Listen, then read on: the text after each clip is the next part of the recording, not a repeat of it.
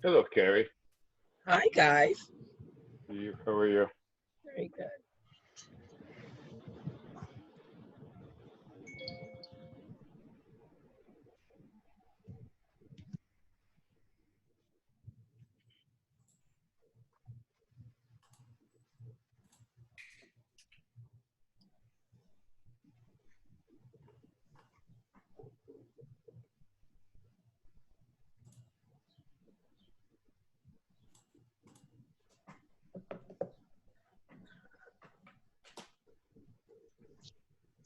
Hey, Derek. Good day, everyone. Oh, Good evening. You guys hear me okay? Yep, I hear you, Derek. Hey, Cool. Jolo. What's up, brother?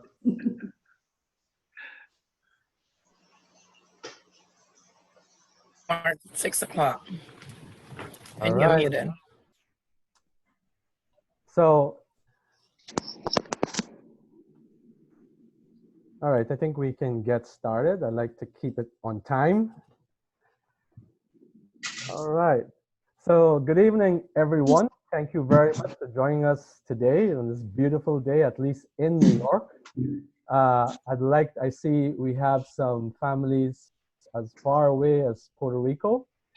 I would like to give them a special shout out. So thank you very much for joining us. So Good afternoon. Good afternoon. Thank you, thank you. Before we proceed, I would like to hand it over, introduce you to Ms. Carrie Harris, who is also a parent and one of our coordinators and counselors, just to go over a little of some housekeeping. Carrie? Good evening, everyone, and thank you once again for joining us for our virtual session. Really quickly, I just want to let you guys know, if you're not already muted, to please mute your line. Also, if you have any questions for any of the panelists, please do so by putting your question in the chat box, directing it to me so I can moderate at the end of the call in our Q&A session. Enjoy our info session. That's all. Thank you. I'll send this email right now. Great.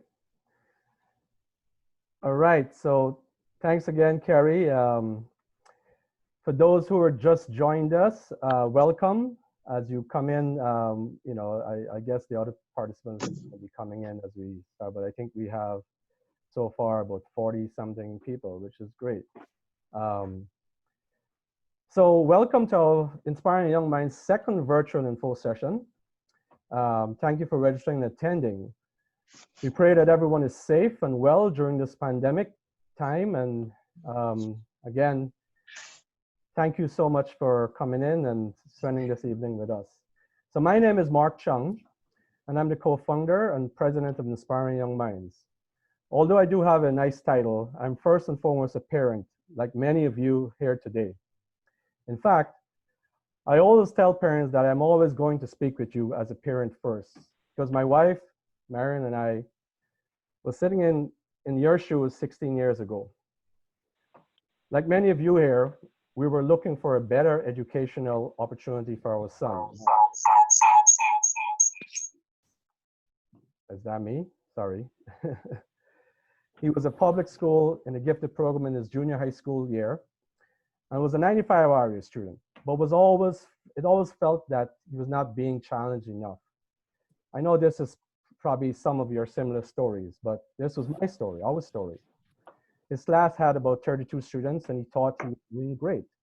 When the time came for applying to high schools, we had him take all the standardized tests, like many of you guys that are doing this year. Specialized high schools, ISEE, SSAT, HSPT, and even the John Hopkins tests we had him take.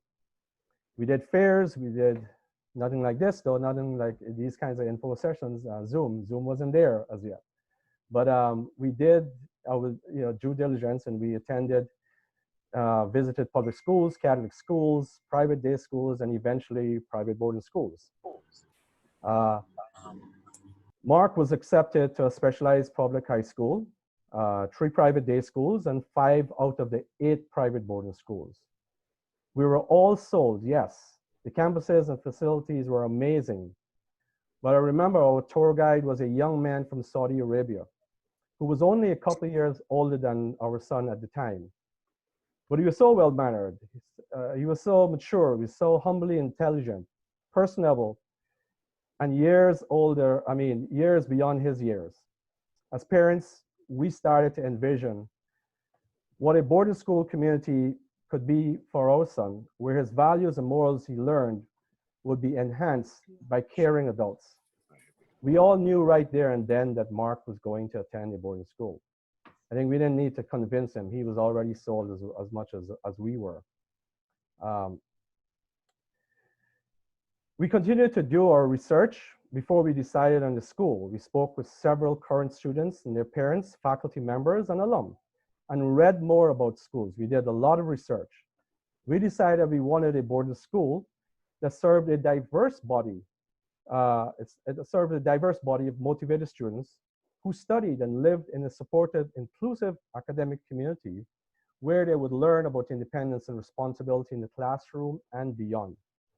I think one important aspect in this process was when we spoke with alumni across generations, which revealed the long-term, life-challenging effects of attending school in a residential setting, and how the lessons learned at boarding schools influence and shape their lives. It has certainly shaped our son's life. Long story short is that we chose a school where we thought Mark would be the best fit. You will hear that word a lot tonight from our families and our schools. We didn't get everything we wanted in a school because we each had preferences, but we compromised. From the beginning, we saw our son evolve as he took on different challenges, especially academically, and came out of high school a stronger and more ready young man for life. Mark continues to amaze us as he still is evolving. Currently, he lives and works in Shanghai at an international school, international bilingual school. Since our decision to send him to a boarding school, we never regretted our decision. Instead, it enlightened us and lighted a fire inside of us to want to bring this information to our community in Brooklyn. Hence, we started a prep school fair in 2005, where I think Rohan was probably one of those people that attended. We started this in 2005, where 9 schools attended, and only a handful of families came to our church gym. Every year we held a fair, and every year we got more schools involved, and more people came to our fair. Eventually, the fair outgrew the gym, with the amount of schools and families increasing year after year. We eventually had to move it from Brooklyn to New York City, where we currently are at Riverside Church. It's been there since 2012. Every year, we average about 90 to 100 schools. The last 16 years. The last 16 years, we've placed hundreds of students in some of the most prestigious schools in the nation. 3 of them are here today, along with current IYM students and families, and IYM alum that make up the panelists today. You will learn about the process from the panelists, get most of your questions answered, and hopefully empower you to begin the process. I would like to begin by asking our distinguished schools to briefly introduce themselves and their schools. I would begin the process by asking Helene, ladies before gents. Helene? Thank you so much, Mark, and thank you so much for having me this evening. Families, thank you so much for joining us. I know time is precious and we spend a lot of time in front of our screens, but it's really nice to see you. As admission professionals, we're people, and we have not had as much contact with people in the last couple of months. My name is Helen Ramirez Guerra, and I'm the Director of Multicultural Recruitment and Associate Director of Admission at Choate Rosemary Hall. Choate Rosemary Hall is, we consider ourselves a larger boarding school of 850 students. We are located in Wallingford, Connecticut, which is about an hour and a half north of New York City. and 30 minutes south of Hartford, which is the capital of Connecticut. Mark, did you want me to dive into some other stats, or is that good? You can go ahead and, I mean, feel free, go ahead. All right, so I'll throw some numbers out there for you guys. We're 50-50 boys and girls. 75% of our student body boards and lives on our campus. And I think one of the things that I'm most proud of in terms of Choate is that ever since I've been here for the last 4 years, we have consistently grown our number of students of color. So when I arrived here, we were in the low 30s, and this year our student composition is going to be 40% students of color. We have 18% international, with about 45 countries represented. So talk about going to school with students from all over the world. I'm excited to talk to you guys. Thank you once again for coming. I'd like to call on Rohan. Good evening, friends. As Mark has said, my name is Rohan Arjun. I am the co-director of admission at George School in Newtown, Pennsylvania, where I'm also a proud alum. We are 30 miles north of Philadelphia, 80 miles south of New York City. I can actually make it to JFK Airport in an hour and a half. Don't ask me how fast I'm driving, but I could do it, and normally there's no traffic at that time when I'm making that trip.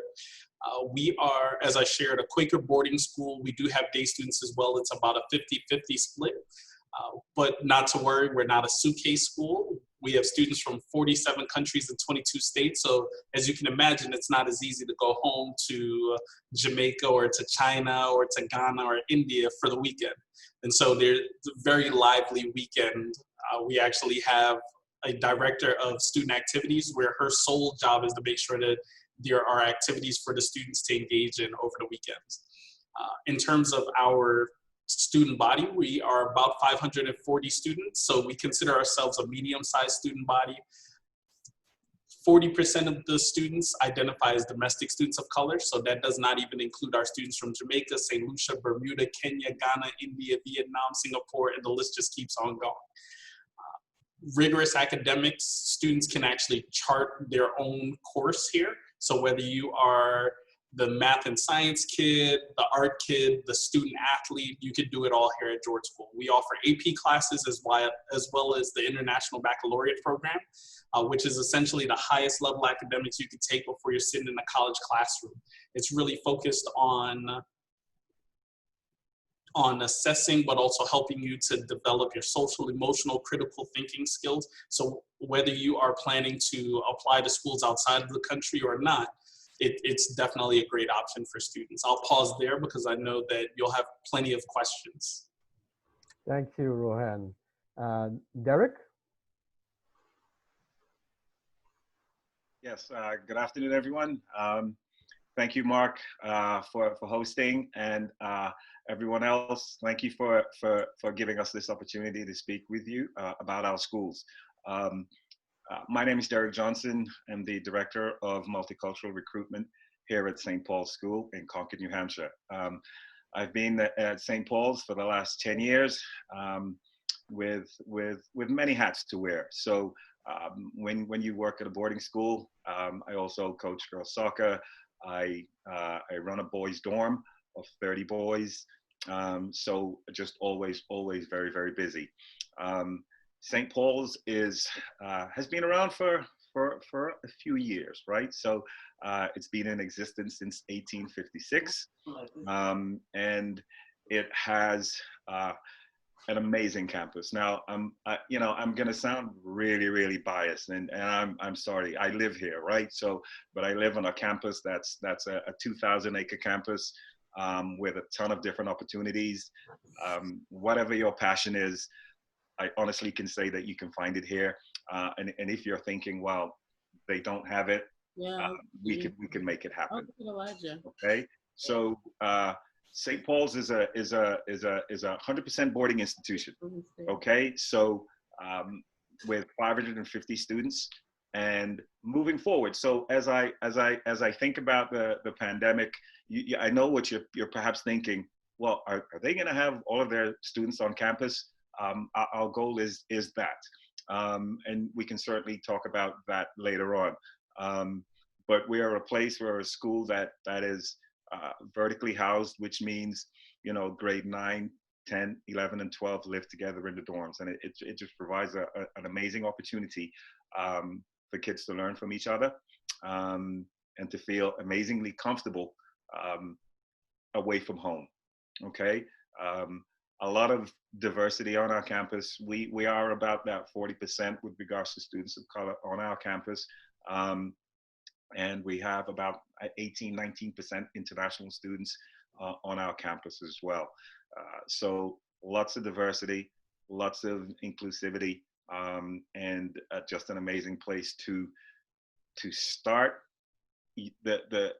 the plan with regards to college, because this is where you're going to find out about yourself living away from home, which really and truly propels you onto a college campus with a bag of goods that a kid from a public school doesn't have. And that's not knocking a public school by any stretch. It's just that you've lived away from home for 3 to 4 years already. And you won't do that typical, perhaps, fall down of a kid moving away from home for the very first time going to college. So it's an amazing place to learn. Thank you, Derek. Thank you, Helen, and thank you, Rohan. I would like to, at this time, ask the rest of the panelists to introduce themselves. Can we start with Ms. Dylan Allen? Good evening, everyone. I'm Dylan. I'm a rising junior at Choate Rosemary Hall. I'm from New Jersey. I also came through the IYM program when I was in 8th grade.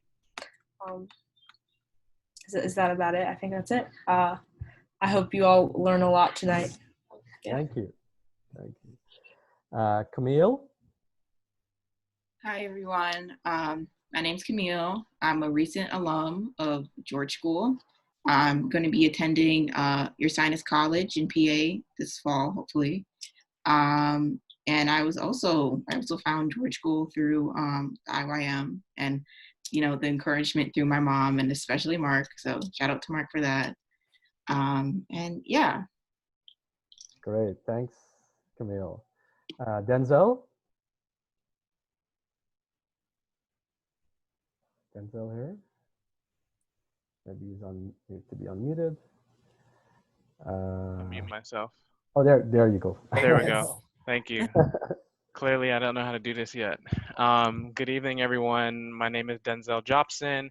I'm also IYM, and I am a St. Paul's alum of 2013. So when I heard Derek say he's been there 10 years, I was like, oh my gosh, time is really flying. After St. Paul's, I went to Yale, and I'm now living and working in Brooklyn, where I was born and raised. And I'm excited to answer your questions. Thank you. Parents, is Sam and Keisha here, or just Sam?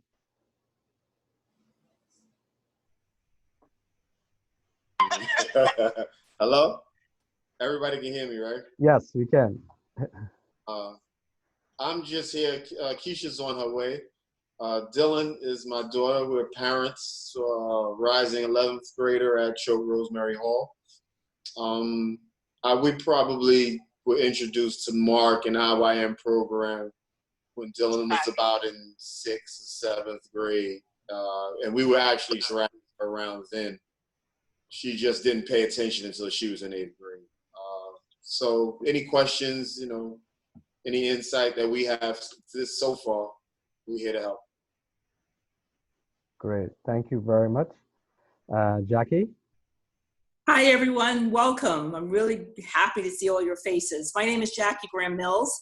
I am the mom of Camille Mills. I'm also a board member of IYM.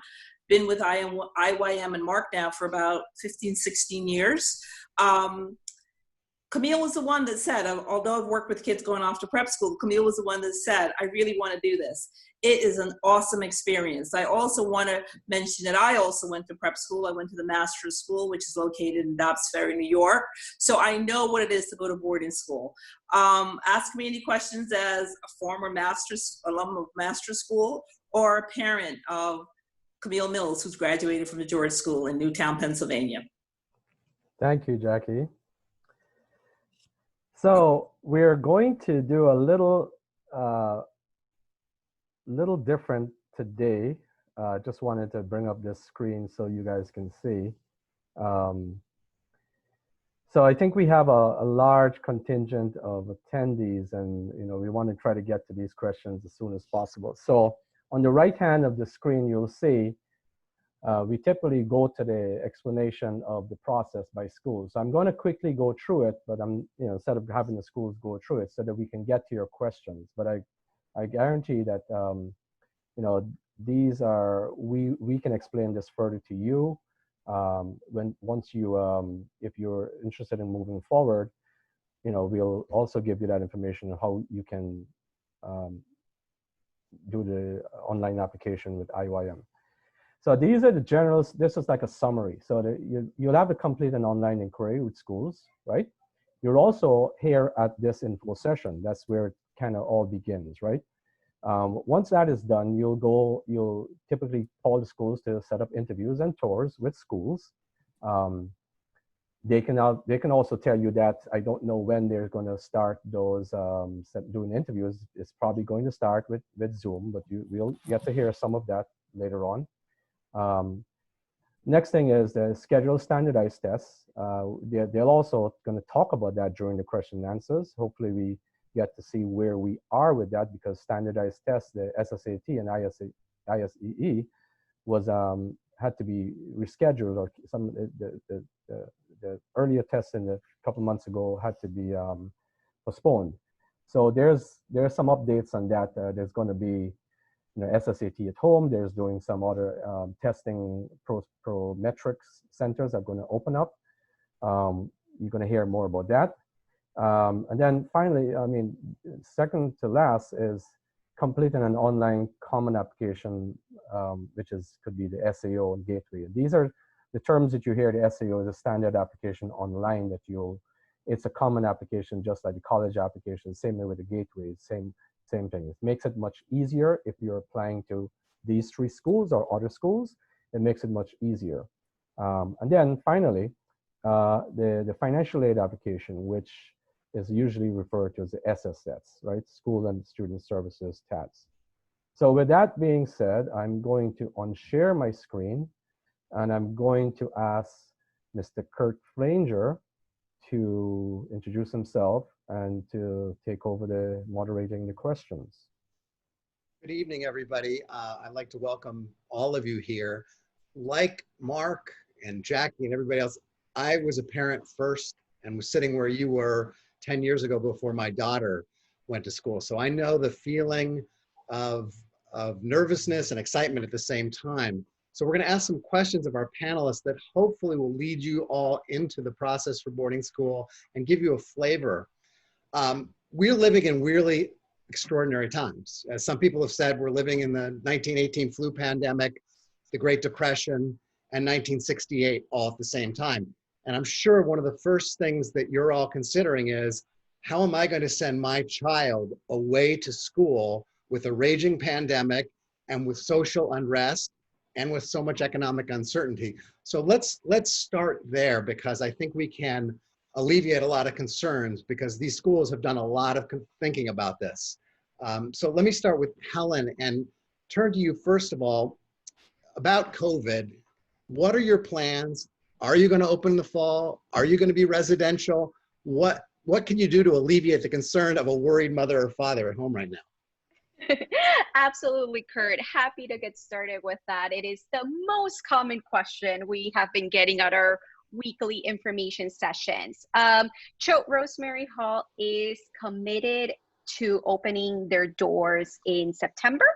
So one of the things that we are going to be doing, and we've already announced this to our newly matriculated and returning families, is that we're going to be requiring all of our students to do a 14-day quarantine on campus. So our first 2 weeks of school, orientation, everything that happens before classes begin will be happening all online. And I totally get why some families must be scared, but this is what I'll tell you. I am in 3 task force meetings every single week.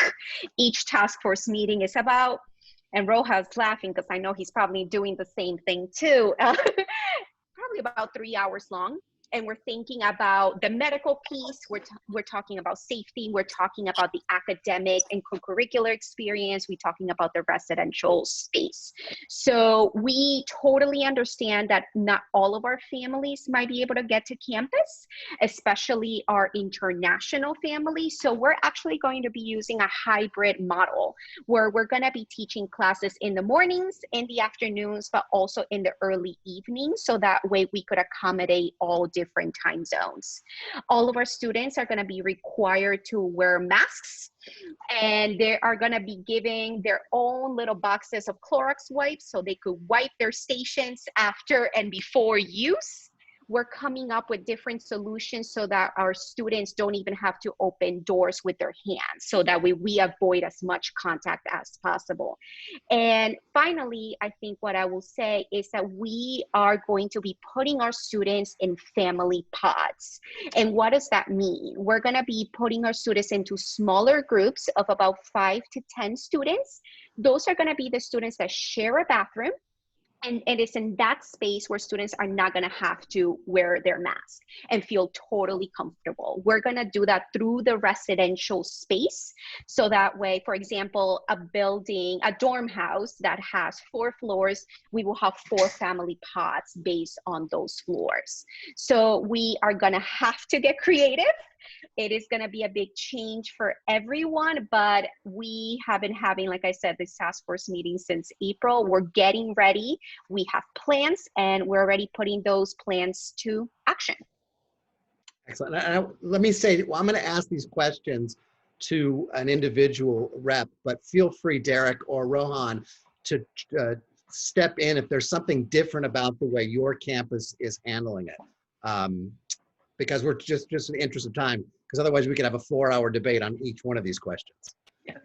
Yeah, if you don't mind, I would love to chime in. So there, wow, Helene, that was great. You know, there are many things that we're doing that are similar. You know, SPS is currently engaged in community health and infectious disease experts and environmental and health engineers, and we're looking at what our peers are doing as well. One of the biggest things that we have done is honestly to change our calendar. All right, so you know, our students will come back to the grounds on August 31st, right? You know, typically we will have a family weekend for our students in October. You know, that's gone away. You know, our calendar is going to change. Our schedule in the day will also go through changes to alleviate kids going to the dining hall in huge numbers, right? So we're going to change many things on our campus to go away from you know, the big grouping, right? I run a boys dorm, I run a dorm. There are going to be many changes in our dorms. We're going to have lots of singles on our campus, a ton of singles. You know, and it goes against perhaps what we do, right? So what I'm trying to say is, typically we love to have all our incoming kids with roommates. That's just what we do. So that will be a big change for us. All our faculty have taken a Coursera Johns Hopkins contact tracing course, right? So we are now in a situation where we can certainly talk to our kids about, you know, what they've been doing, where they are, what, you know, who they've been in contact with, et cetera, et cetera. So there's a lot that all our campuses have been changing. It's going to be a total 180 with regards to, you know, how we deal with each other. But I think we're in a really good space with regards to having dedicated, safe, comfortable quarantine isolation spaces for people who are in this, right? Our buildings are going to change. Building ventilation and air circulation. I mean, there's so many things that we're thinking about to make this a safe place. All right. So with all the things that, you know, Choate, and like I said, they're a peer institution, we certainly are looking at what they're doing. But because we are that 100% boarding institution, things are certainly going to be different for us as well. I'll just chime in really quickly, echoing a lot of what my colleagues have said. We're also planning on getting some kiosks around campus that'll be able to scan students and be able to take their temperature and report it directly to the health center. For our day student population, there will also be an app that students will report their temperatures through, and it'll go directly to the health center before they even start making their way to campus as well. Let me ask you to follow up with you, Rohan. We have a bunch of parents here now who are at the very inception of this process. And I assume the admissions process is going to look very different this year. How are you going to change the admissions process to accommodate this new pandemic environment we live in? Honestly, Kurt, that's a great question. I think all of our schools are still figuring it out. And I think some of it's going to come down to what the Commonwealth and our different areas decide. For instance, we have to, once we get more clarity around that, we'll be able to figure out, you know, will we be able to host families on campus? I think most schools at this point are leaning towards no. You know, will we be traveling in the fall? I think most of our schools at this point is leaning towards no, definitely no international travel. I think what I've been hearing on the Zoom calls that I've been on is reducing travel to no overnight trips. So typically anywhere you could drive to and drive back in a day. And then in terms of open house, I mean, at George School, we have a large open house in October. We're talking about 600 plus visitors on campus. And I would imagine that Choate and St. Paul's are seeing same numbers or even higher. And so that probably is not going to be realistic. So a lot of our schools have started to make shifts to virtual info sessions. We're offering virtual info sessions Monday through Friday at 10 a.m. every morning. We're doing a summer open house virtually tomorrow night at 7 p.m., which we don't normally do during the summer, but just trying to create opportunities for us to engage with families and for them to engage with us and get the information that they need. We imagine that we will be doing a lot more Skype or Zoom interviews in the fall, and making sure that there is a nice tour video on the website as well. Helen or So Deb, more to come. do you guys have anything else you want to add, something particular you're doing? Yeah, I mean, I will quickly add, I agree with everything that Rohan is saying. Yes, visit our websites. We're all doing virtual info sessions multiple times a week. We're doing virtual tours, you know, all of those things. So definitely check out our individual websites. But I know something also that I've been getting asked a lot is about testing. And what I will keep telling our families is that it might vary a little bit from school to school, but also with all of the changes, we might not have figured out where we are quite yet. So what I've been telling my families, I had an info session this morning at 9 a.m. and literally 6 families asked this question at the same time, was give us a couple of weeks. We're thinking about it. We are likely going to be test optional, you know, but it's going to vary from school to school. And a lot of our schools were just figuring it out. I wish it was an easier decision, you know, but for example, at Choate, and I imagine at other schools, you have to talk to our board and we have to talk to our head of school. It's a decision and involves multiple people outside of our office. So we don't know where we are yet. Some schools might have already said, I think St. Paul's might have already actually made a statement about testing, but for Choate, we will likely have a decision by August. So I just ask that, not just for all 3 of our schools, but for all of the schools that you're checking out, just give us a couple of weeks. We will definitely communicate with you once we make a final decision about testing.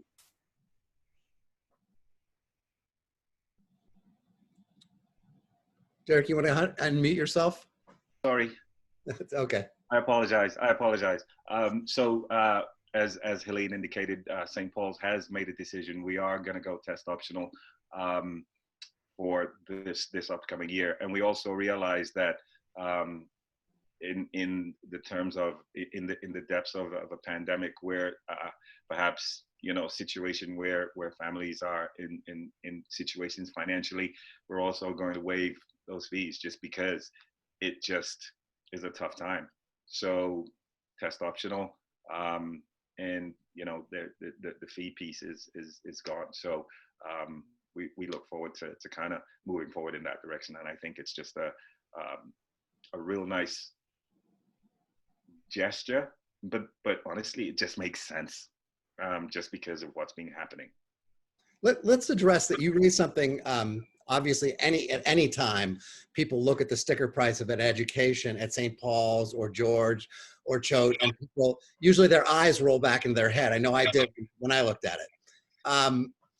Now we add the Great Depression again. Can you all address? Let me start with you, Rohan, and address a little bit about the financial aid piece and how people afford an education at a school like yours. Absolutely. Great question, Kurt. I always tell families, don't let the price tag deter you. All of our schools have varying financial aid budgets, and we try to do the best that we can by families. If a student is accepted, they're going to receive what they qualify for. Now, that may, again, vary from school to school, different financial aid policies. Some schools may not be able to meet 100% demonstrated need, but there are schools that will not gap families, so they'll meet need. But some schools also do need-based financial aid in addition to merit scholarships. And so that really will vary from school to school. And so, like I said, don't let the price tag deter you. Apply, ask the questions,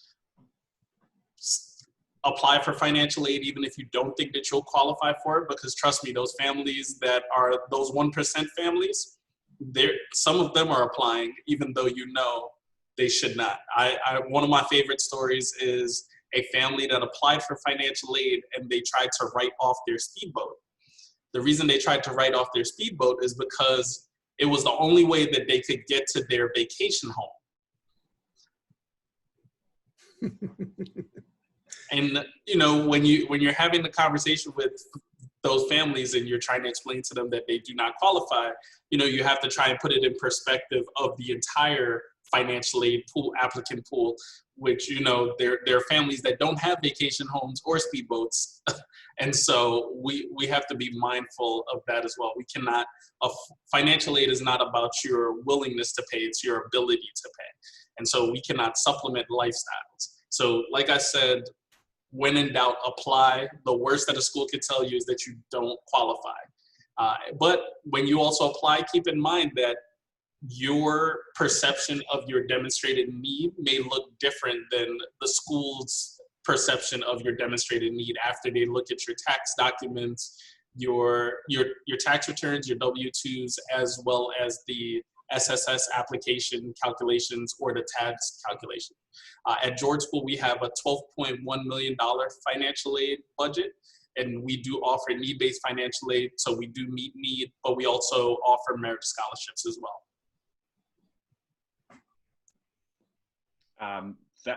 Great points. I also want to follow up with the point that the sticker price, you shouldn't kind of just look at that and go, oh my goodness, right? Our schools have been doing this for quite a while, and pretty savvy, I'm going to say, with being able to continue in this vein, right? So for anyone who's looking at the sticker price, who's perhaps thinking, well, how am I going to do this? The take-home message is, for anyone applying for aid at St. Paul's, if your annual domestic income, household income, up to 125,000, you will qualify for full financial aid. Okay, that is the take-home message, and we do have some regional scholarships, which are pretty neat.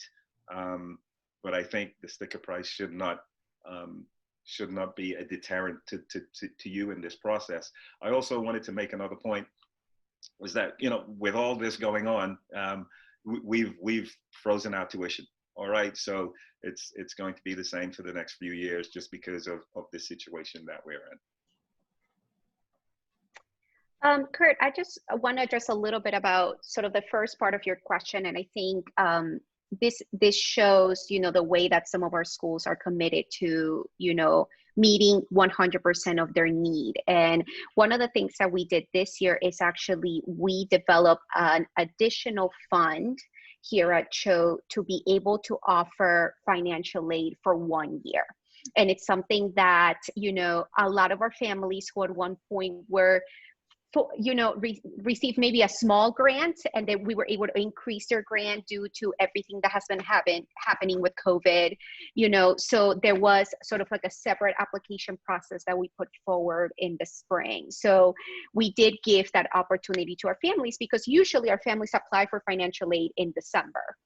Right? So, and COVID didn't happen until March. So that is one of the things we did here at CHO. And I also just want to quickly say, because Ms. Mills mentioned this a little bit earlier, I'm also a product of boarding school. I was the first one in my family to go to boarding school.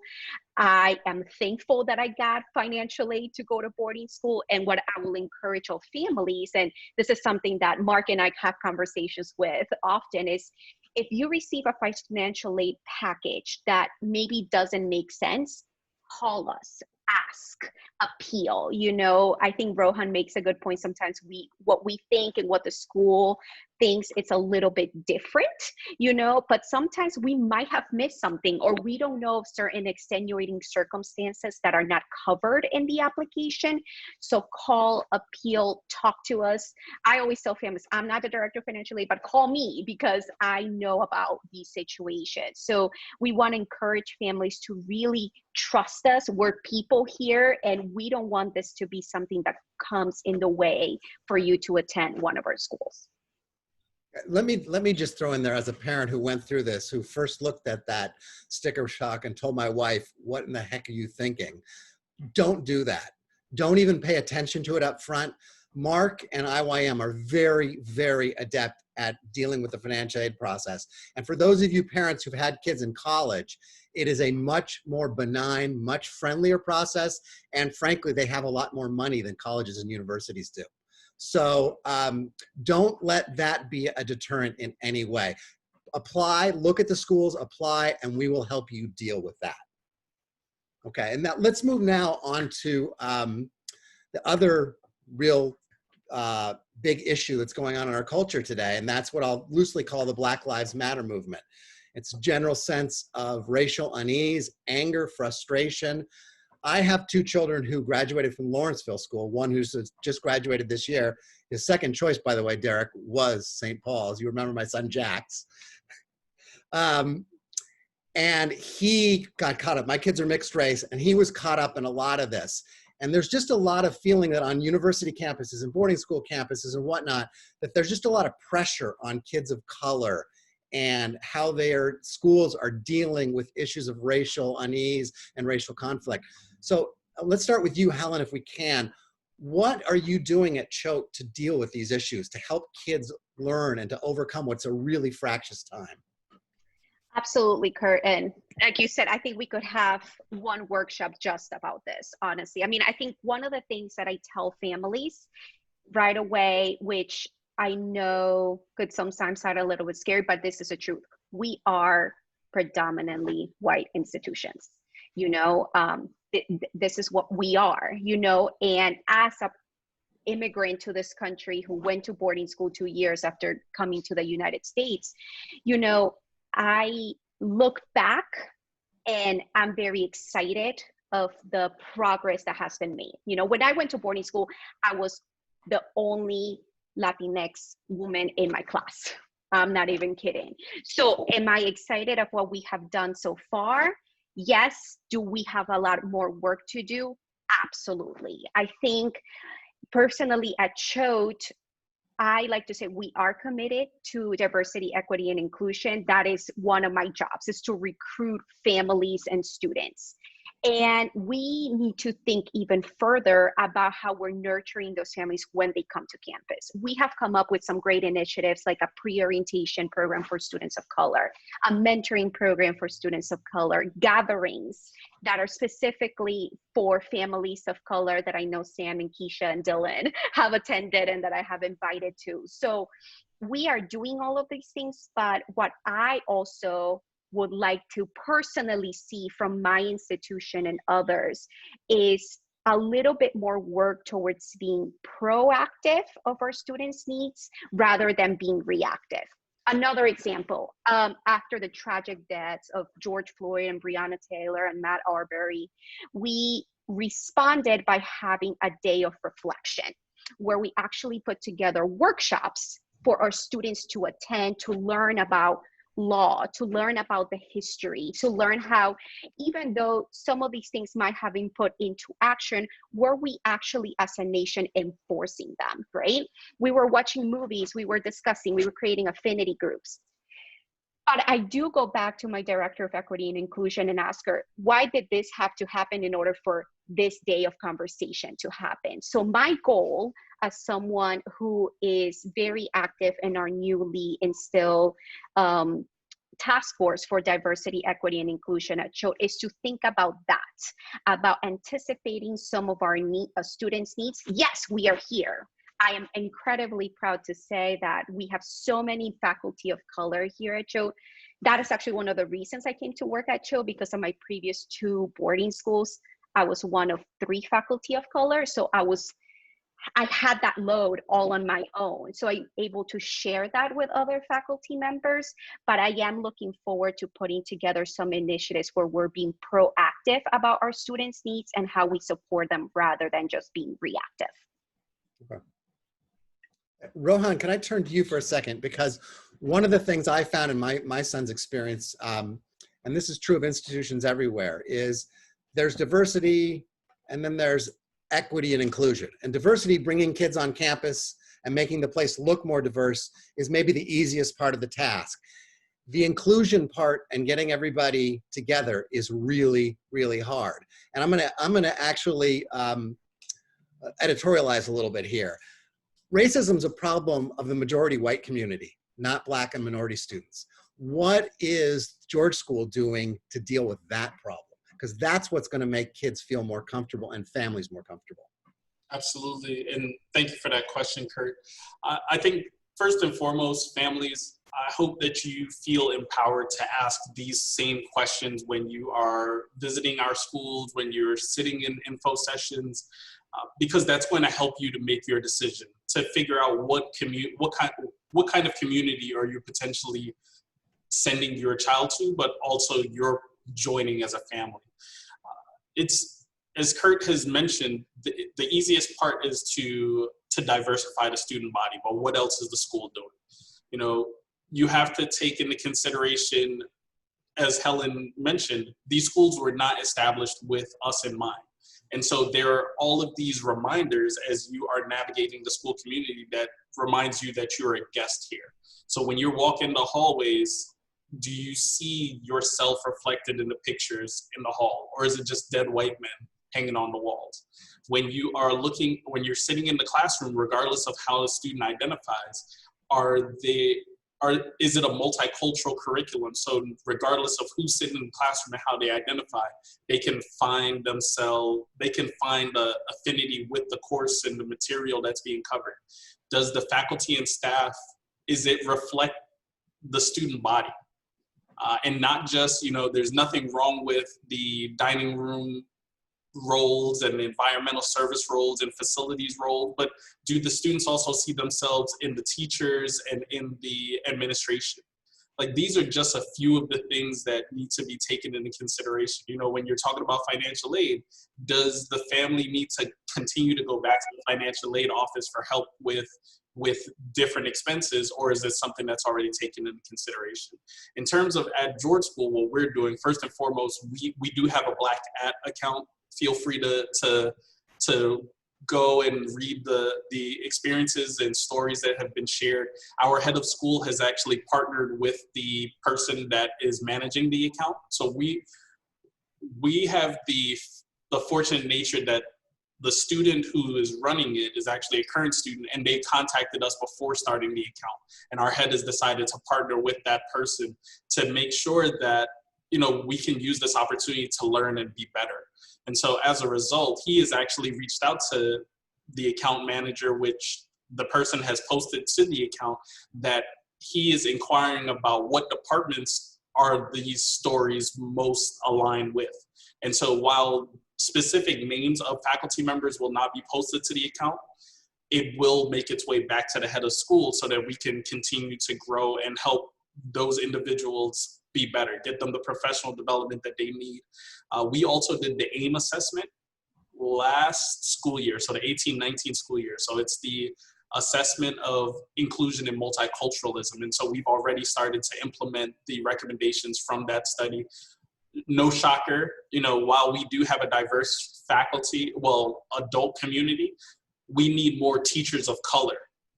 And the reason being is, you know, it's great that we have a director of admission that is a black man. It's great that we have a dean that is black. It's great that we have people in the athletic administration that are of color and in the foreign language departments and our director of inclusion.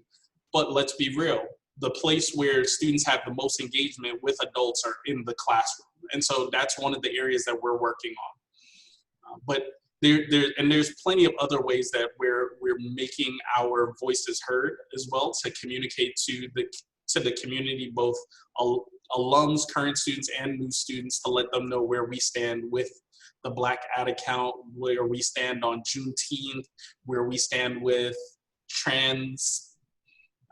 the trans movement and all of those things. And Camille can even share with you that our students have been empowered to do these movements as well. So a few of them organized the Black Lives Matter protest right here in Newtown a few weeks ago. They did a gun violence protest. They've gone down to Philadelphia for different, so we do try to empower our students to hold us accountable and to live lives of consequence, regardless of what the issue is. Great, wow. Rohan, commendable, right? Helene, I think the most important thing that I wanted to add to this conversation is the fact that at our schools, we implore and we encourage kids to express their voices. And I think that is something that is a big deal. One other thing I wanted to touch on as well. Certainly the classroom is a place where the kids do spend a lot of their time. But as the head of house in a dorm, I want to say that when they're done with all of their activities in the day, this is a place where they come home to. And I just think, you know, if where you live is that place where you come home and you could just be who you are, that goes a long way, right? So with having a diverse community, with kids that come home to rest and to study and feel comfortable in a place where is their, you know, their dorm parent or the kids who they see for perhaps 5, 6, 7 hours out of a day, right? So dorm life is really important. And at St. Paul's, that's a big deal. So we have something here called a link curriculum, living in community.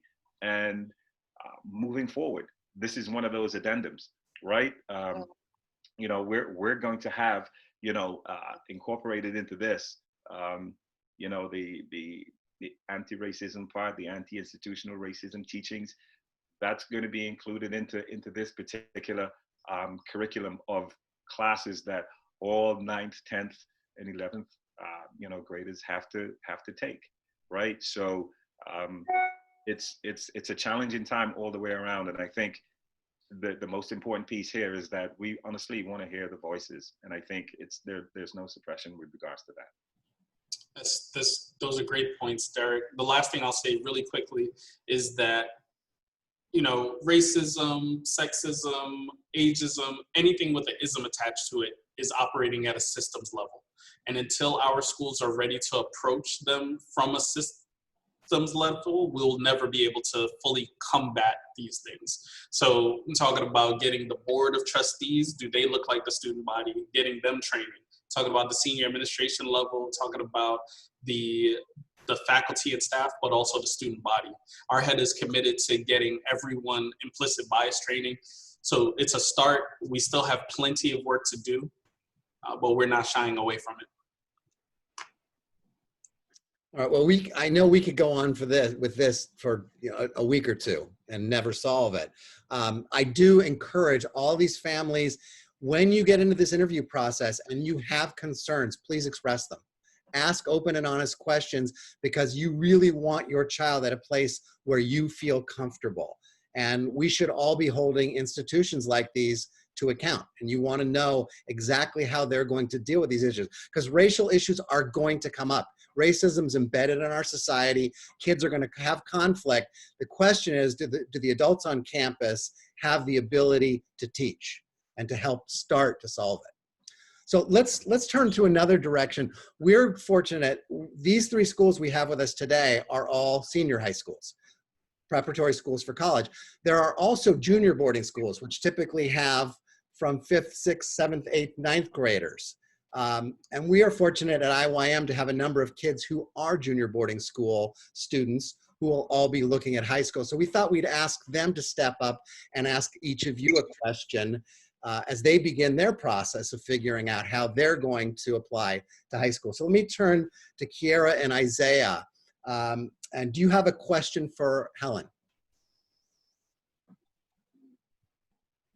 I was wondering, like, when it comes to like students who are big on sports, like, how does it work with the students who play on outside sports teams like AAU and stuff like that?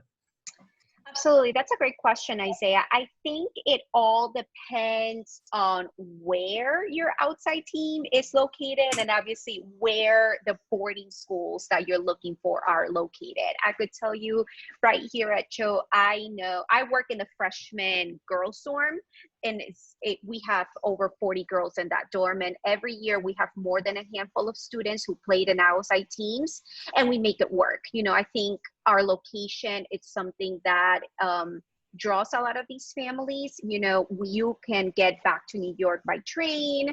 You know, the drive, it's about an hour and a half. So it's very easily accessible. So we do support our students who participate in outside teams, but obviously we want to make sure that you are having a balanced experience and that you're still able to stay connected to school. You know, if an outside team is going to take you away every single weekend, all weekend for most of the year, then we might start to ask you, right, is this really what you want to do? Because you are not able to connect to the Cho community.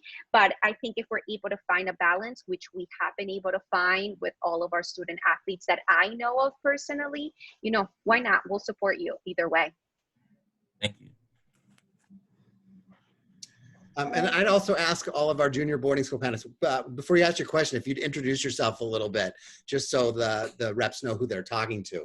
Let me turn to Wyatt and Nathaniel. Whichever one of you would like to ask a question, introduce yourself to Rohan and go ahead and ask your question. Good evening, everyone. My name is Wyatt Ben. I'm a rising 9th grader at the Fessenden School, and I'm also becoming a proctor. So my question is for Mr. Arjun. And basically, when I was on the website earlier, I noticed that each student is required to have 65 hours of community service in order to graduate. I just wanted to ask, are the students expected to complete these hours on their own, or does the school help them involve themselves in the community? Great question, Wyatt. Service is important at George Bull. It's a part of the Quaker ethos. And so we actually do service on campus. We call it co-op. So for all those students that are on the call, just like the way that you may have chores at home, you'll have a job at George School. So whether you're starting off in the dining room, your 9th grade year or 10th grade year, or you are a tour ambassador, or you're the receptionist in the dean's office when the receptionist is off duty. But then we also have an external community service component. So that's the 65 hours that you're actually referencing. And so we have organized trips. We'll have to figure out how we're going to navigate that in the next year with COVID. But we have domestic trips to Philadelphia, DC, Arizona, Mississippi.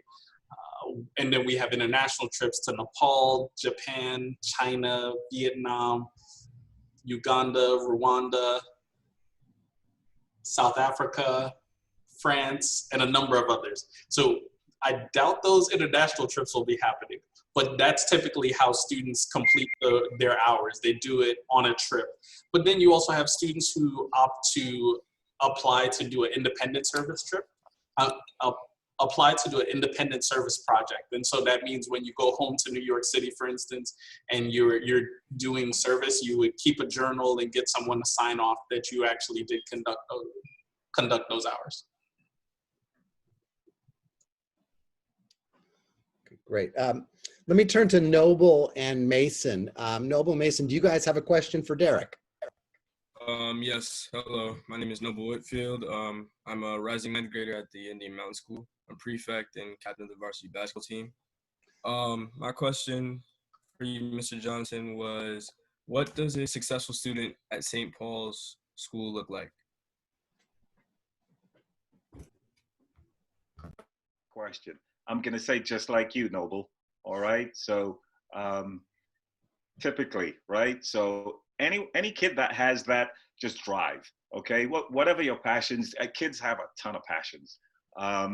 But just kids that like doing stuff, whatever that stuff is. And sometimes kids will come to our schools, perhaps as you know, they identify as this, but then certainly they find another thing that certainly just grabs them, right? So I like telling a story about a kid that came here as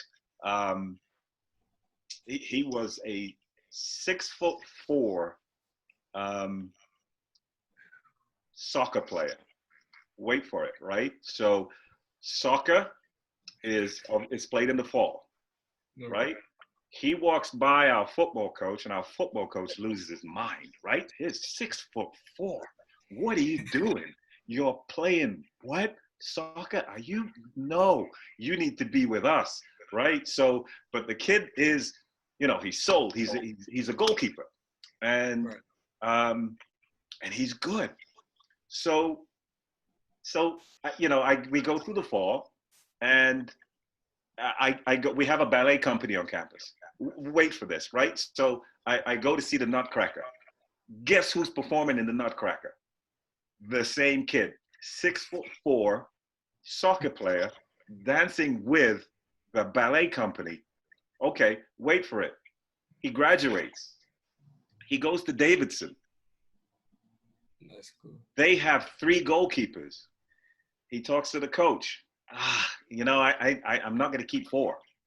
He tries out for the football team, makes the football team as a kicker, right? So all I'm trying to say is, right, it's just kids who, hey, I can do this. I can try this. I can take that class. I can take this glass blowing class. I can, you know, so it's just a kid that wants to do stuff, that likes the challenge of different things, right? So I think we are a mid-sized school with big school offerings. So kids that like doing stuff, whatever that stuff is, fits in real nice here. You know, if you're a kid that just, okay, I'm just gonna go back to my dorm room and that's it, I don't know if this will be the experience that you would really kind of get everything out of it. So it's a kid that just wants to be challenged by multiple things, all right?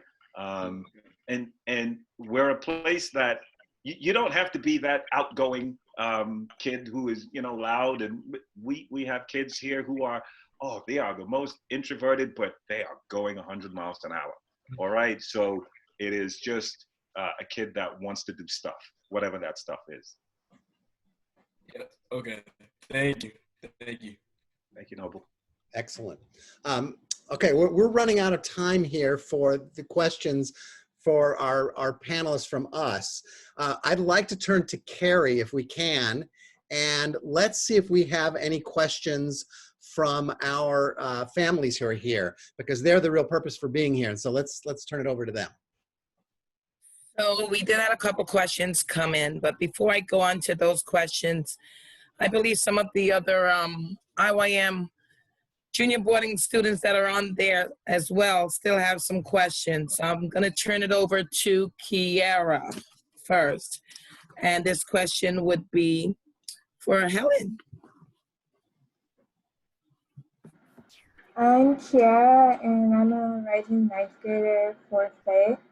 And my question was about the dorms, like disregarding the pandemic, what is the average dorm size for like each room? For each room. Okay.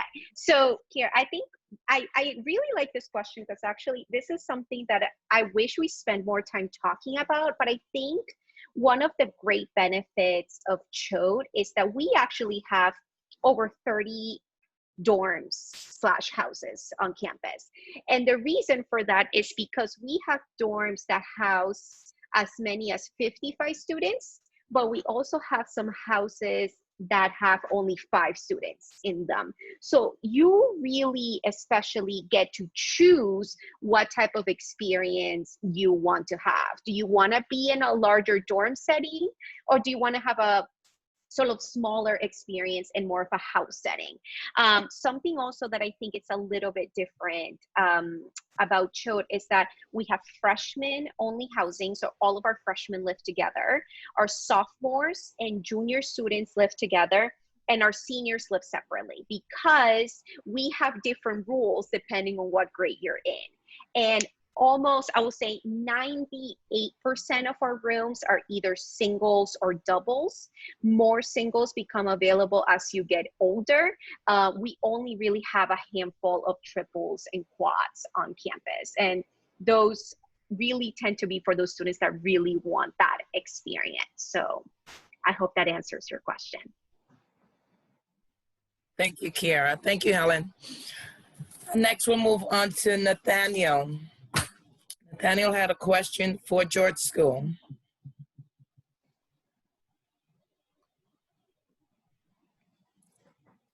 Nathaniel?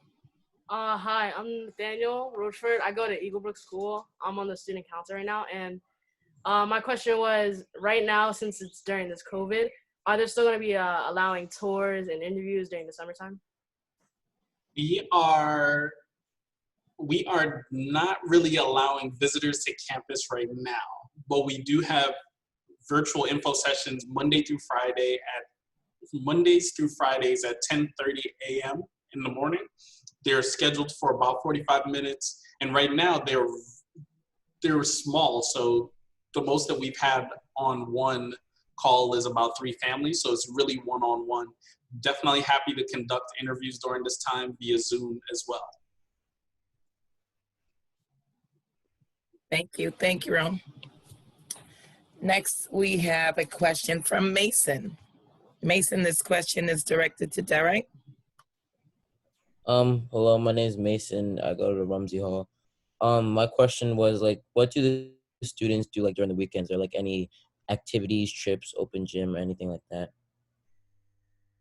Yeah, I mean, obviously, moving forward, so things are going to change, right? But I can certainly talk about our intentions and what happened, in the past. So,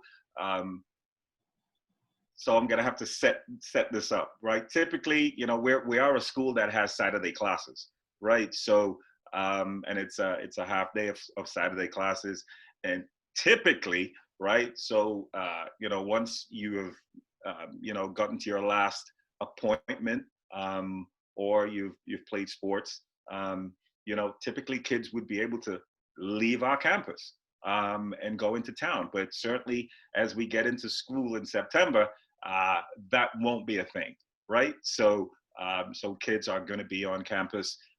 There's lots of opportunities, activities here on our campus, open mics, poetry slams, whatever you want is on our campus, right? So we've got you know, a radio station on campus. I used to coordinate the radio station. I was a DJ in my old days in college, and thought, yeah, let me do this. But I'm no longer a part of the radio station, just because you know, being a head of house takes so much time.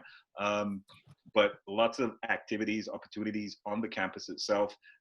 Whatever your passion is, you can kind of get involved in clubs and organizations. But also, this is a place where, you know, kids work really, really hard, but they also have a great time, right? So the you know, the classes, the high-end classes, high academic expectations, but it's also a place where, you know, whatever you kind of find is interesting and fun. You know, I've got kids who will get together and pop popcorn and just kind of relax, right? If that's their thing. You know, we've got kids that you know, will get together and do things on their own. You know, they'll invite other kids over. But honestly, it's what you have an interest in, and how you want to kind of figure out what's fun for you with your downtime. You know, our campus is pretty large. So the academic quad is really neat, right? So you don't have to think about getting from A to B with regards to your classes. And certainly there are lots of open spaces where kids can do things and get involved in the outdoors. But if you are the kid that's not your thing, you can certainly get together with like-minded students to do what's, you know, things that are of interest to you. But moving forward, certainly that's going to flip with the way our campus is going to work during this tough time, right? As I mentioned, you know, going off campus within that first month of school is not going to happen. For those kids, and for, you know, just the kid that asked the question to Helene about sports and practicing with your teams. You know, we've already had those tough conversations for kids within the month of September. You know, kids that are perhaps recruitable hockey kids who will play in like prep school leagues away from our campus within September, getting ready for November. That probably won't happen, just because of their exposure to other kids and other families away from our campus. So there's a lot going on, right, that we're thinking about in order to make our campus safe. But the activities and all those things that we do here certainly will continue, but the leaving campus kind of thing, there's going to be a lot of changes regarding that. All right, so great question, Mason. And there's a lot going on with that question. Just looking forward to the things that we're going to be able to do with kids, perhaps leaving campus or not. One thing I wanted I missed in the questions before, I wanted to turn real quickly to Denzel. You're kind of the old man here who's been through the whole process. And I thought maybe you could give in a succinct way your experience of going from a kid in New York City, going to St. Paul's, then you go to college at Yale, and now you finish it. Look back on that and try to imagine what 13-year-old Denzel was thinking when he was thinking about this process. Yeah, so I'm gonna try to do 12 years in a few seconds. No, it's a good question. I think for me, part of the reason I chose St. Paul's, and I go back to that, is some of what Derek talked about, and I personally was really drawn to the freedom with responsibility, and I think it was an environment, and I think all these schools are environments to really stretch yourselves in terms of your comfort zones, because you're going to find access to opportunities and programs, trips, like people have mentioned, study abroad and different things like that, that probably most folks didn't have access to prior. And then I think the second piece of that is building that comfort and independence when you're away from home. You don't really necessarily, but I think by the time you get to college, you don't necessarily need someone who is on top of you to get your work done or to do various different things. And you have a little bit more confidence than many of your peers who come from traditional public school backgrounds in terms of building relationships with professors. And that's huge, not only in college, but just post-graduating college, even when you start working and get into the professional world, right? I think anybody here who's post-college or has work experience would just sort of talk about the importance of, being able to have a conversation with your manager or your boss or your supervisor, to be able to ask for help when you need it, set expectations around deadlines, time management, those kinds of things. And so it's actually some of those soft skills and experiences that I think when I sort of think back longitudinally make a lot of the difference. And you're going to speak specifically, going from Brooklyn to St. Paul's, you just meet people who are different from you and have different opinions. And so for me, that challenged me to think just bigger in terms of ways that I thought about my life and my future. I met people who wanted so many different things for themselves. And so I just had a really blessed opportunity to sort of reimagine what I thought I could do, who I thought I could be, and to just really play around with that and explore those things. Because I mean, that's what school is about. High school and especially college is to just play around with like what you think you like, who you think you want to be, and not to say that things go downhill after you graduate college, right? It's all what you make of it. But I do think there's a uniqueness to the experience of being in high school and college where it feels oftentimes a little easier to try and venture into new things that once you sort of leave, we all tend to develop a little bit more hesitancy towards. So I would end with just really lean into getting outside of your comfort zones and embracing new things and new perspectives. I hope I did the question justice, but that was a tough one. No, that's fantastic. That's great. Can I just add one piece to Denzel's kind of presentation without embarrassing him? Well, feel free. Okay, I just wanted to get that go ahead, right? So I met Denzel. I think he was a junior here at St. Paul's. Yeah. And that beard, he had it as a junior. Okay, let's just right. So I was like, this guy is. Do you work here? It was, but he's a terrific kid, and just as you can see, just a terrific young man. So. Thank you for your kind words, buddy. Thank you. Excellent. Thanks, Kurt, and thanks, Derek and Denzel as well. So we have a few more questions, and we're going to try to run through these questions as quick as we can. I do have Shelby that would like to ask a question. So Shelby, please unmute yourself.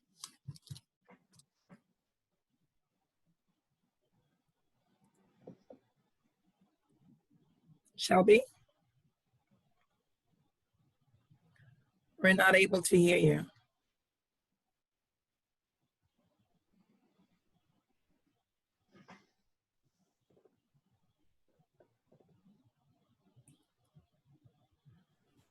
Sorry, if you can hear me, just go ahead and type it in the chat box and I will ask the question for you.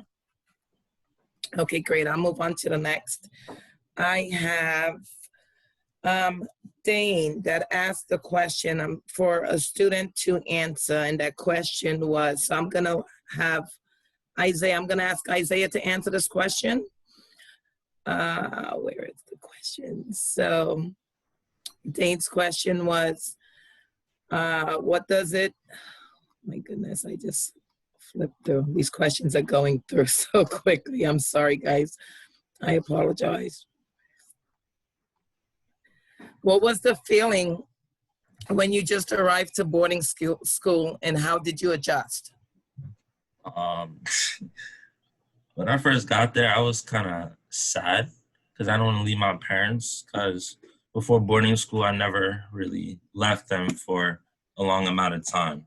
So when I got there, I wasn't as optimistic as I should have been. But once I met the people and got adjusted to the, the culture there, everything worked itself out, and ended up having a great experience, and I'm really blessed for it. Thank you, Isaiah. Okay, so here's Shelby's question. And Shelby's question: hi, my name is Shelby, and I just graduated from the Faith School in Southborough, Mass. And I'm a rising 10th grader at the Cade School in Carpinteria, California. Okay, so can you hear me now? Is that Now better? I can. Thank Oh, you. that's so good. Okay. So everything that Miss Harris just said. Hi, everyone. My question is for Miss Helene, and it can also reach out to Mr. Johnson and Mr. Rohan as well. At FAY, in my 9th grade year, I had this amazing opportunity to attend SDLC, the Student Diversity Leadership Conference, and I had a chance to join all these other high school students who were learning about their role in building an anti-racist world. And diversity, equity, and inclusion was something I never knew until I came to FAY. It was something I'd never experienced before. So at your schools, with the resources that you have, with the student body that you have, what kind of actions do you take to make sure that your students, your Black and brown students, are kind of involved in that kind of thing? Shelby, I just want to make sure I understand that we're involved in sort of sending students to the SDLC conference. Is that kind of what we're talking no, about? just I just want generally to make sure I understand your question. Sorry. Oh no, just generally in like promoting diversity, equity, and inclusion work for everyone. Oh, absolutely, yes.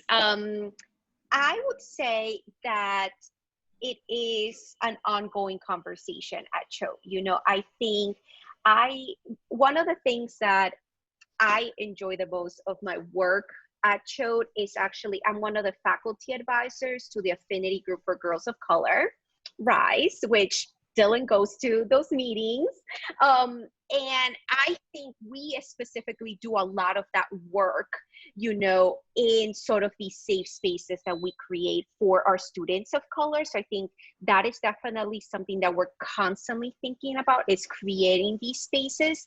And there, I have to say, because I work mostly with the girls, right? We do have a group for the boys and stuff, but that is something that we engage in conversations every single time we get together. So yes, it is about sisterhood. It is about creating support systems with each other, but it also is ways of how are we using our voice to make sure that systematic change is happening in our institution. So it's interesting because even though this affinity group really, it usually happens in the school year, it has never been more active during the summer. Like, I'm having weekly phone calls with my girls. I like to say, the girls from Affinity Group, you know, they are taking part in this task force that I mentioned earlier. That we also came to, Joe put together a fund that we are trying to decide where we're putting our funds to in terms of supporting our current students, but also the larger Black and brown communities. And our students are engaging in that work now when they don't have to. And more of my conversation is making sure that they're also resting. Like, I actually had a conversation with a student on Monday, like, I love everything that you're doing. I just also want to make sure that you're recharging your battery so you're ready for September, you know? So I do believe, especially like with these girls, like, they're pumped, they're engaged, they're asking the questions, they are truly being empowered to engage in this work. And I think also we are seeing more voices and more numbers. And when people come together, those voices cannot be ignored, you know? So yes, I'll let Rohan and Derek chime in. And Rohan, I think you work with SDLC, correct? So I'll let you go. Thanks, Helen. I am on faculty at SDLC. I had the privilege to attend as a student at George School my senior year, and I've been on faculty ever since. So this is going to be year 16. We're still figuring out how we're going to do SDLC virtually this year. So more to come there for the students that are in high school and able to attend. So our plan is to start sending kids to SDLC again from George School. We do also have affinity spaces, including Umoja, which is kind of our Black student union, but it's also, because the word in Swahili means unity, it's a space for students of color in general. and they come together and they talk about their own experiences, use that space to help educate the rest of the community. But also it's a space that diversity conversations happen. We also have other affinity spaces, like a group Lasso for our Latinx students. We have spaces for our Asian students and so forth. And we've actually provided space for those affinity spaces to come to faculty meeting to share their experiences with the greater faculty. And there's a committee that's coming together now to use the stories that we've heard from those affinity spaces throughout the year and move it forward. We do have a new director of diversity, equity, inclusion, Rachel Augusto, who actually recruited me to George School when I was an 8th grader, and still looks exactly the same. So when Derek was talking about Denzel having that beard when he was in a junior, like Rachel looks exactly the way that she did when I was in 8th grade. It's amazing. And so she's ready to move the work ahead. She has, her role sits at the senior administration level. So that means that she's going to be at the table when those policies and processes are being created, holding the institution accountable for DEI work. And so we, like I said before, we still have a lot of work to do, but we're not shying away from it. And I'm excited for the entire school community, including our board, to get that implicit bias training. Rachel's already talking about having one-on-one meetings with every single adult that works at George School. So I'm excited to see what she does and continuing to implement the recommendations from the AIM assessment as well. Thank you so much. Yeah, I just wanted to add that we're the same things that Eileen and Rohan have mentioned. We're certainly going there. I just wanted to add that I think at the end of the day, I think our students want to see action, right? So you can talk, but there needs to be action, and I think this is where we are, worldwide. But I think at our school, especially, we can talk, and we have those connections with boards, et cetera. But I think the kids want to see action with regards to their voices actually being heard and change being made. Thank you, Derek. So we have a few more moments. We have a few more questions that we would like to get covered as well. So this is a general question for all schools. Are there faith-based opportunities at your schools? So either one of you that would like to answer. Rohan? Sure.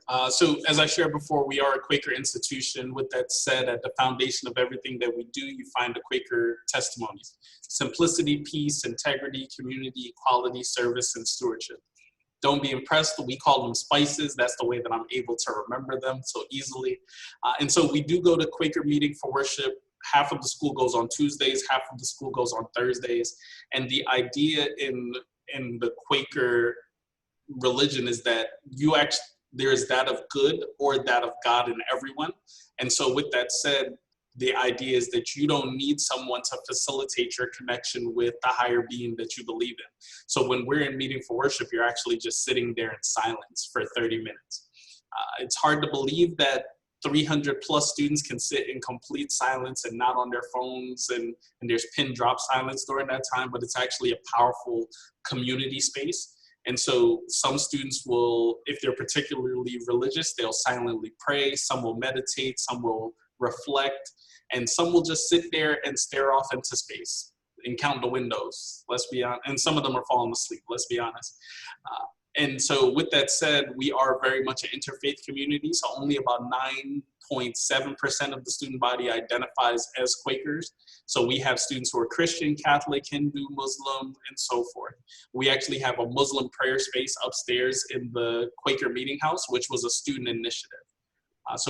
And then you also have students who will reach out to faculty members who they know are going to local churches, and some of them will go with them on Sundays instead of going to meeting for worship because that's a requirement. If you're on campus on Sunday, you go to meeting for worship for about 45 minutes on Sundays.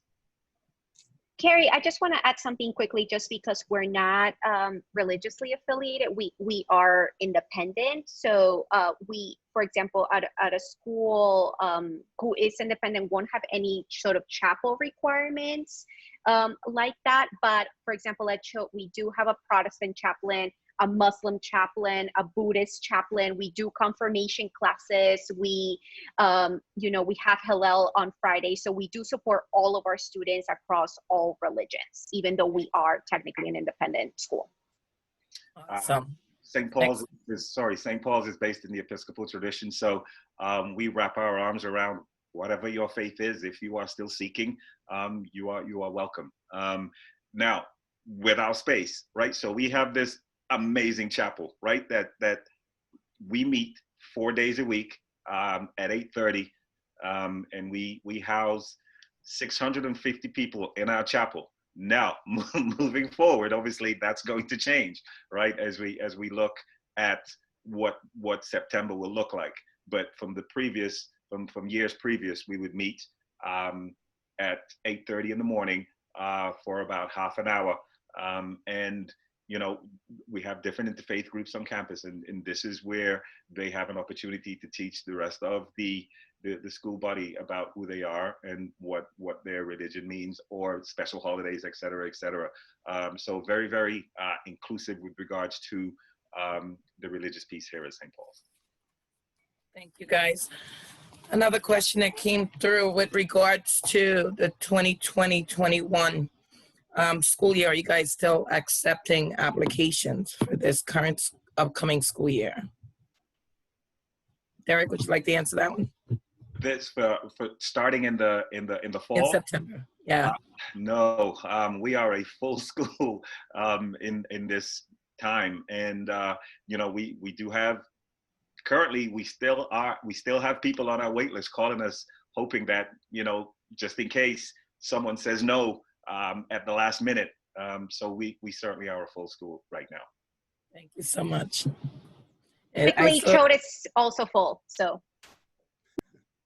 Yeah, I saw you guys both nodding also. Thank you. Thank you. So I'll turn this over to Kurt that has a few more questions. Yeah, I'd like to actually go to Dylan real quickly. We heard Denzel's comment about where he was at age 13 and his full circle to where he is now. You were, Dylan, just a few years ago in the same place some of these kids are right now. What do you wish you knew then that you know now? Is there anything you could tell these kids that might help them in their seeking and in their decision? I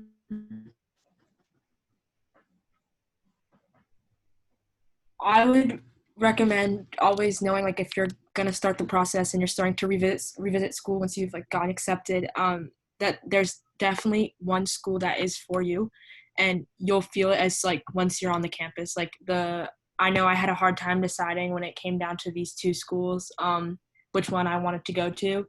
After revisiting both of them, by the second school that I had revisited, I knew that was the place that I was going to be for the next 4 years, which ended up being Choate, and I've had great experiences ever since then.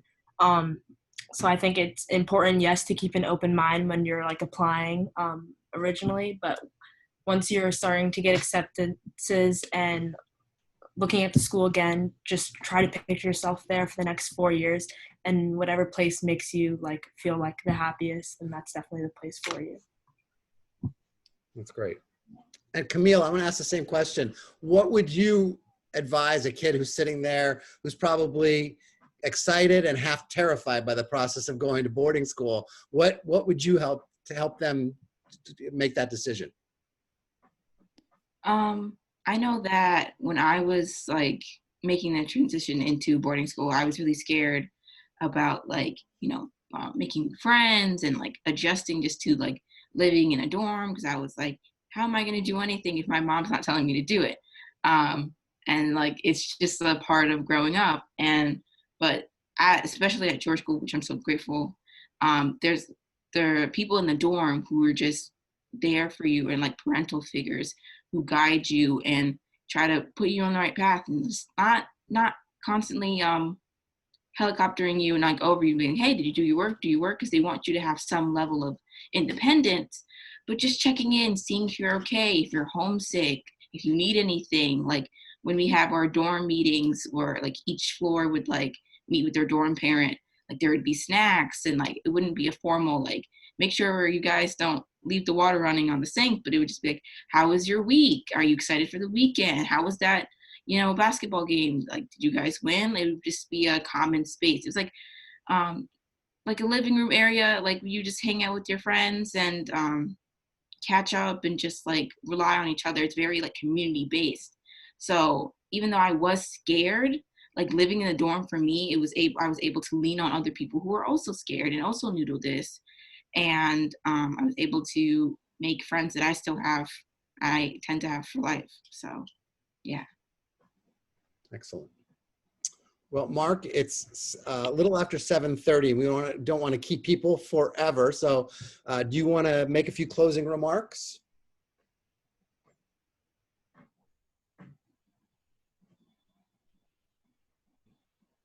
Mark, you got to unmute yourself.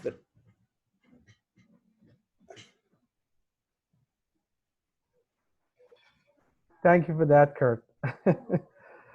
Some reason I thought I clicked it. Before we wrap up things, I'd like to ask a couple of the parents on the panel, Jackie and Sam, if they'd just like to talk a little bit about their perspectives and experiences from parents of boarding school kids. Jackie? Yes, I think because I went through the master school, I had a better understanding of boarding school.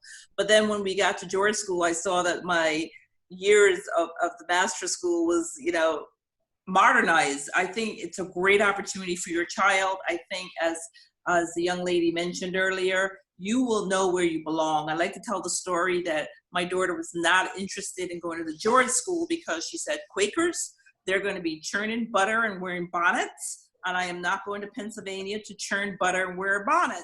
I know nothing about Quakers. They're not going to let me watch TV. They're going to be running a horse and buggy.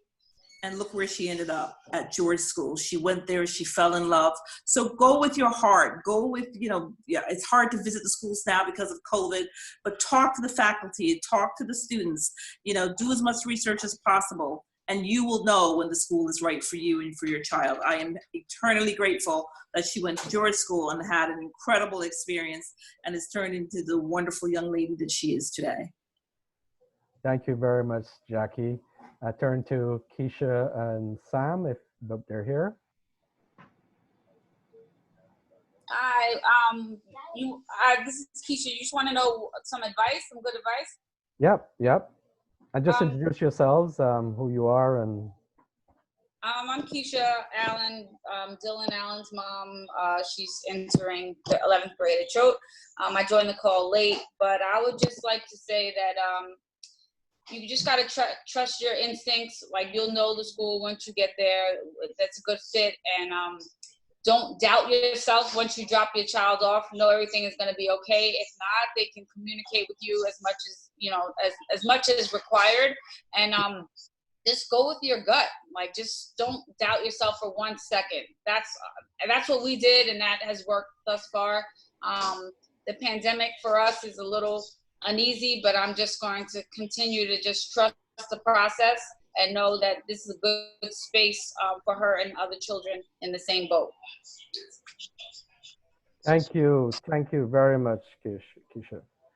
So on behalf of all at IYM, our panelists, we would really like to thank 3 schools. I typically would say thank you for traveling to New York City, but I'm thankful that you guys could have zoomed in today, as we say. I would love to give you a hand, because we usually do this, and give you a hand, and for coming all this way, but for spending this time with us. Thank you very much. Before we go, I would like to also invite our attendees today to that next week, we are on the 22nd of July, we're also going to have another info session, and it's going to be done with the Mid-Atlantic Boarding Schools, which I'm about to bring up. Give me a second here on my screen. I think it's going to be also, you're going to see that link in your chat room. So next week, you will have access to Mid-Atlantic Boarding Schools, which is comprised of 5 schools: Blair Academy, Mercersburg, St. Andrews Episcopal, and Petty School. Make sure to register and join us, and you'll hear from other schools. You'll hear, the more you hear, the thing about taking away from this is that the more you hear, the more you learn, it will help you in this process. As we guide you through this process, I think the more you learn and information that you research is going to help this process. We'd also like to invite you to fill out our IYM Scholar application, which is also in the box, in the chat box. I'd also like to share again, if you haven't seen, if you wanted to say the schools again, it's in the chat room with the schools if you haven't gotten that as yet. I just want to show this here for the contacts for Helene, Rohan, and Derek. Their emails can also be accessed through their websites for their schools. So once again, I would like to thank you all for participating, our panelists. Thank you very much. Have a great day and the rest of the summer. Hopefully we see you all next week. Thanks again. Thanks all. Same to you, Mark. You're welcome. Thank you, Mark. You're welcome. Thank you, Mark. Thank you, everyone, for coming. Thank you, Wyatt. Thank you all. Thanks, guys. Wish we were in New York, Mark, but this was great. Yes, I wish. Thanks, Bud. Good seeing you. Next summer, yeah. Next summer we'll do the fair too. Next summer, after summer. I'm gonna start saying the prayers for next summer. Yes.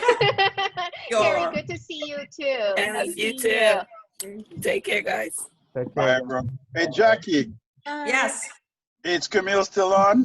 Yeah, I'm still here. Camille, where's my money? Okay. Hey, you're being recorded. Have a good day, guys. I want to immortalize that one, Camille. Jackie, look at that beautiful smile. That's what I want to see all the time, Camille. Okay. You know? Anyway, say Rohan, it's good to see you. Good to see you, Rohan. Rohan, look at Rohan. It's No, good to see you. listen, How's the I got baby? something to say. Rohan, take off that bow tie, man. Come on, it's COVID. Rohan, no. How's the baby? Pierre, be quiet. How's the baby? He's doing well. His birthday was on Thursday, so he's officially 1. Oh, that's so Yay! Congrats. Congrats. Does he have a bow tie collection yet? Oh, by the way, Rohan, Rachel interviewed Camille also. Oh, yeah. That's my girl. Love her to death. Oh. Love her. So excited. Lucky to have her back. Yeah, good people.